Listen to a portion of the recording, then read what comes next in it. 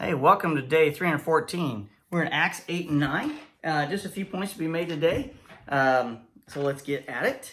We're talking about Philip today and Saul, who becomes Paul, and also Peter. So let's learn about Philip here. In chapter 8, 6 through 8, it says, crowds listened intently to Philip because they were eager to hear his message and see the miraculous signs he did. Many evil spirits were cast out, screaming as they left their victims, and many who had been paralyzed or lame were healed. All right, first of all, crowds listened intently. So we have a community of people who are engaged. They are focused on learning something about Jesus. And they were eager to hear his message and see the miraculous signs. Not just see the signs, but they were eager to hear the message. They wanted to know more about it. Something in them. So that's God stirring in their hearts.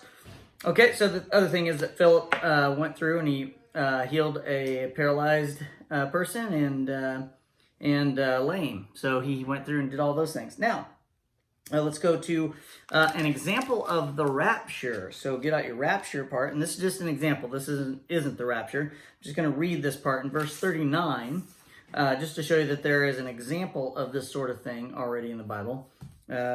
Chapter 8, Acts 8, verse 39. It says, when they come up out of the water, now what is he doing? He is baptizing the eunuch that he had taught about Christ. And he said, I want to be baptized. And Philip said, okay, let's do it. And so when they came up out of the water, when they came up out of the water, the Spirit of the Lord snatched Philip away.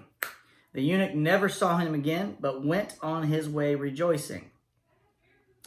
Did he just duck around the corner? No. Meanwhile, Philip found himself farther north at another town.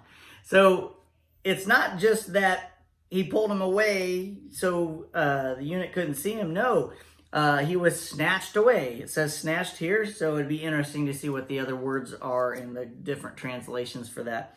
But there's an example of how it can happen like that.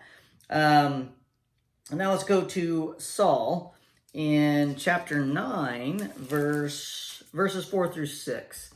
It says this. So Saul's persecuting the Christians, and the choir knows the story, right? So Saul is persecuting Christians. He is wanting to put them in chains and bring them to court and put them to death. He can't stand them. Saul is a Jew and he can't stand these new Christians. So he's on this walk to Damascus and he's hit by this light. He's blinded. He falls to the ground, and this is what it says. Verse 4, he fell to the ground and heard a voice saying to him, Saul, Saul, why are you persecuting me? Who are you, Lord? Saul asked. And the voice replied, I am Jesus. It's not God giving the 10 Commandments to Moses, okay? This is Jesus, who is God, okay? But the point behind this is that Jesus was crucified. Here's Saul, who absolutely hates the Christians. He knows Jesus is dead. And Jesus says, I'm Jesus. Okay? The one you are persecuting. Now get up and go into the city and you'll be told what you must do. Get your butt moving. Okay? So, and then it keeps going on. There's a whole bunch of stuff here.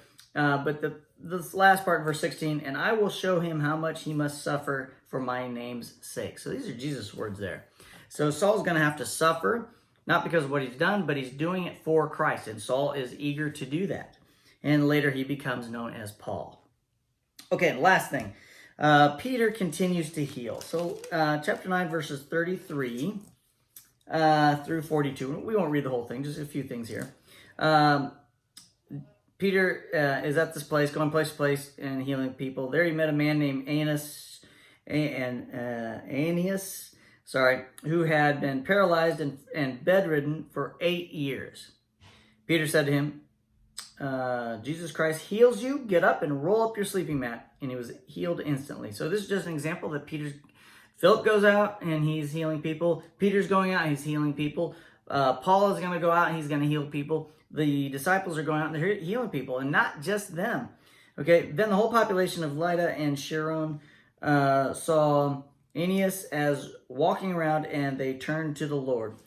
Okay, so then there was a believer in Joppa named Tabitha. So this is a female. She was always doing kind things for others and helping the poor. Anyway, she died. So Peter goes in, tells everybody to leave. And he says this to her.